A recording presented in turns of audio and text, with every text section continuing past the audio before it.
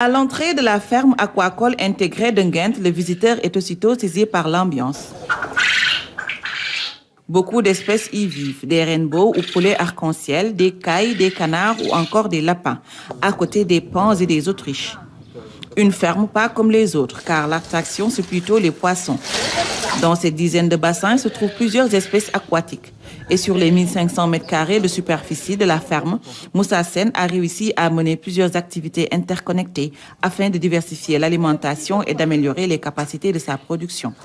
Cette interconnexion-là me permet vraiment de diminuer les intrants, les coûts liés à l'intrant, mais aussi de diminuer aussi les pesticides et les engrais chimiques que nous utilisons pour faire de l'agriculture.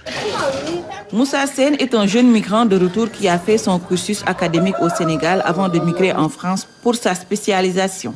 Malgré les opportunités d'emploi, il a décidé de rentrer au pays avec en tête un projet bien ficelé qui ne demandait qu'à être concrétisé.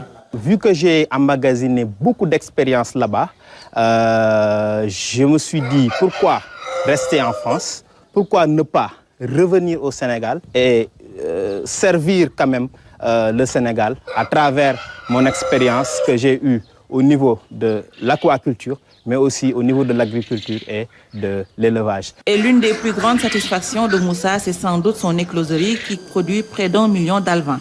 À notre arrivée cet après-midi-là, nous trouvons de jeunes étudiants en train de faire une reproduction artificielle pour obtenir une fécondation.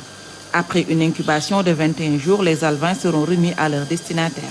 Ces 1 million d'alevins-là, grossis à 500 grammes, on aura contribué à 500 000 kilos de poissons par an ici au Sénégal. On a aussi la crevetticulture qu'on développe ici. On a la transformation avec les boulettes de poissons. On fait aussi ce qu'on appelle l'aviculture. S'il se garde bien de nous dévoiler le montant exact de ses profits, Moussa Sène est néanmoins très fier de ce qu'il accomplit. Sa réussite lui permet de donner des conseils aux jeunes de sa génération qu'il est possible de réussir sans passer par l'émigration. À tous les jeunes qui veulent vraiment prendre les embarcations de fortune, de revenir ou de rester ici au Sénégal, il y a de la matière, il y a quelque chose à faire. Il suffit juste d'avoir le courage, il suffit juste d'avoir la détermination pour pouvoir réussir ici au Sénégal. À côté de sa ferme aquacole, Moussa a fondé un institut de recherche et de pêche.